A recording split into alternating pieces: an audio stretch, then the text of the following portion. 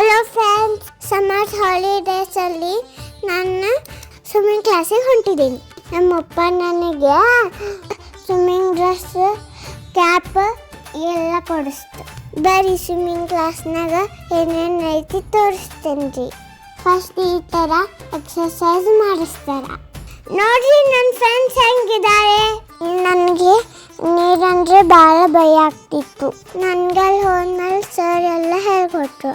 ನೋಡ್ರಿ ಹೆಂಗೆ ಮುಳುಗ್ತೇನೆ. ಈಗ ನನಗೆ ನೀರಂದ್ರೆ ಭಯ ಇಲ್ಲ. ಸರ್ ನನಗೆ ಭಾಳ ಚಂದ ಹೇಳ್ಕೊಡ್ತಾರೆ. ಇನ್ನೊಂದು ಅವರ್ದಾಗ ಮಸ್ತ್ ಸ್ವಿಮ್ಮಿಂಗ್ ಕಲಿತೇನೆ.